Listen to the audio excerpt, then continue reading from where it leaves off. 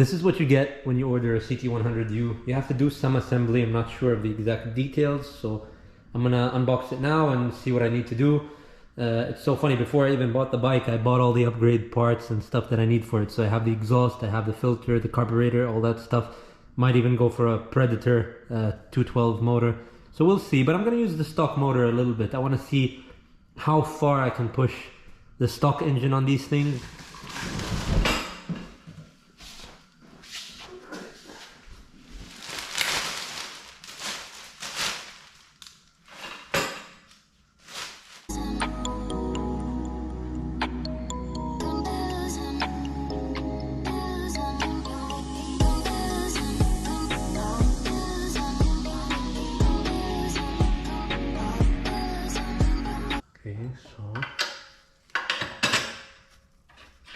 Okay, so the small washer goes in the top bracket. Okay, so I put the two washers on the top. It says one in the manual, it doesn't say two, so that's a bit misleading, but I noticed that one has a lot of play. So you put the two small ones on the top, then you take a large washer and you put it here. This is kind of like a pinch lock nut. It doesn't have it's not a nylock, so I might put a little bit of Loctite, just blue Loctite, not red Loctite. So tiny drop, that's it.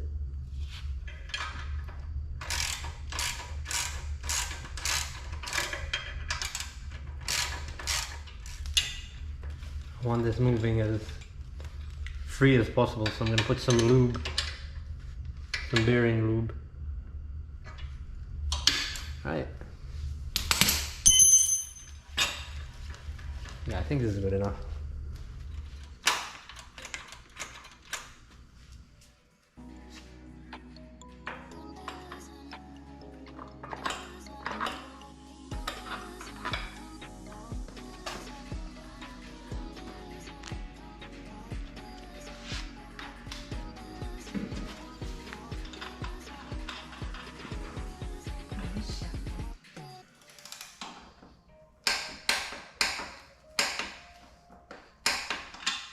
Okay, so the bike comes without oil. I'm going to put the 4-cycle oil.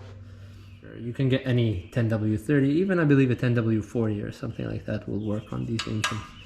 Only one thing I'm going to do for sure is keep it ethanol free fuel over 90 octane, probably 92, 93. As long as there's no ethanol, the engine will last a long time. And even if there is ethanol, like if it's pump gas or something, it'll be fine, but in order for it to last the longest, ethanol free just keeps the engine as clean as possible. So I'm going to do that now.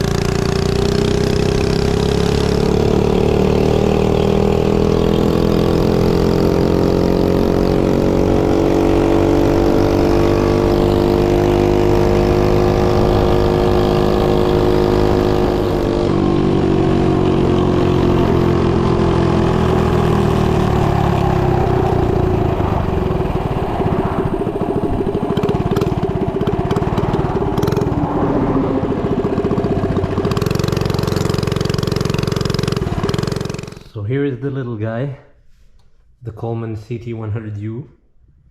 I love the way this thing turned out. I personalized it to kind of match what I wanted it to look like, with the pinstripes, my logo, the license plate to match the car, and some just racing numbers on the side.